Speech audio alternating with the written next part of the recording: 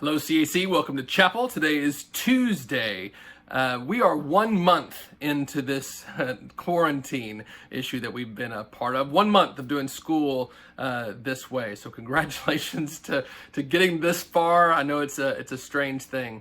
Before we started all of this, I was a part of a men's Bible study that met in the mornings, on Tuesday mornings around 6 a.m. with some dads from CAC.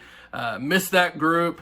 And wish we could continue on meeting, but just hasn't been available to do the way that life is right now. But we were studying the book of Proverbs, which is kind of a strange book in the Bible. Has a lot of just kind of little nuggets. It's almost like, shout out to Jonathan Storman at Pleasant Valley and Josh Kasinger at Pleasant Valley who host this Bible study. And Jonathan would say, it's almost like a lot of fortune cookie type of things, little nuggets, right, of pieces of advice.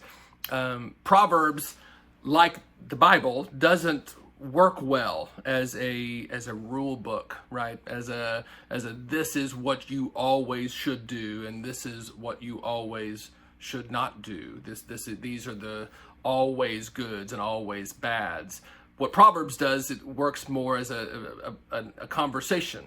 Jonathan would say, like almost like a dad talking to their son, or a parent talking to their child, giving advice for the better ways to live life, how to get the good life, right? Some just pieces of advice of how you do the best, right? To live the best you can.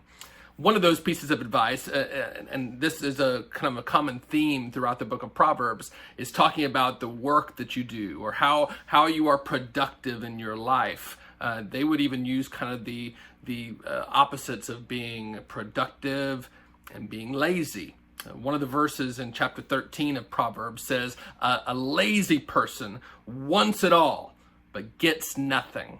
But the energetic, or another way of putting it would be those who are productive, those who work hard, have something to show for their lives. A lazy person wants it all and gets nothing in return. The energetic, or those who work hard, have something to show for their lives. And I think that is appropriate for kind of where we are, and something we should all be thinking about individually, right? There's a lot of time to do a lot of different things, and we need rest, and we need to take some time to breathe, and this kind of having this new normal has, I think, made us check and see what is important, or maybe how busy we were unnecessarily before. And we've gotten to get into a new rhythm, a new inhale and exhale routine, right? Which has been real positive.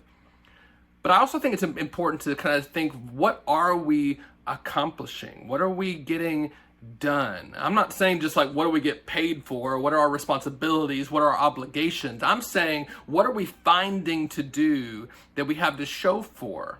Right? What are some of the things that you're spending your time doing? And how would you categorize some of those things as maybe being idle and lazy, and what things are like, this is doing good, something good is coming from this, not just work, but even keeping your mind right, keeping your mind busy and productive, doing something with your hand, doing something with or for someone else. We talked about all those instances of you doing dinners with your family, right? That is productive. That is something that you have to show for, even if it's just a memory, a time together that you wouldn't have had otherwise. So in today's Together Talk, the question I want to ask you to help me with is, what are some things that are impressive that you have accomplished this last month? And this can be a varying degree of things, right? It doesn't just have to be things you did for somebody else, or a good deed for somebody. This can be something just that you're proud of, something that you've accomplished. Let me give you some examples. I saw on Instagram recently that the actor from Harry Potter, Daniel Radcliffe, right, completed this huge Lego project of this Jurassic Park set, right? There's thousands of pieces, right, for Jurassic Park, and maybe showing it off on Instagram because it had taken a lot of time to do, and he had something to show for it in the end, right? There's something that he accomplished that he was showing off on Instagram. I think that's a great project that kind of kept that in mind, right? I've seen videos and pictures of even some of our CAC students, right, who are sharing art projects or sharing music that they are producing or creating. There are some of you who are doing like cooking things. You're learning to cook, or you're cooking with your parents. There's a couple of our students who even have a cooking show on social media that they're doing with their parents. So great. I saw a picture, photo evidence of Tori Hill and Becca and Rachel Rossi, who were going around with their folks cleaning areas of the community. One of them being our campus, the secondary campus, going on our campus and picking up trash. Something that was not idle or lazy, something that was using their energy to do something that you have something to show for. I want to know what those things are. So what can you share with me? And remember, you can do this by emailing me through Google Classroom. You can put a message on our Instagram page. Please do that. And this can be not just text, but also you can show me pictures or video. What is something in the last month since we've been in this quarantine that maybe you're proud of? What's something impressive that you have accomplished that you'd like to share with our community? So we're going to put those things out on Thursday in the next round of our Together Talk.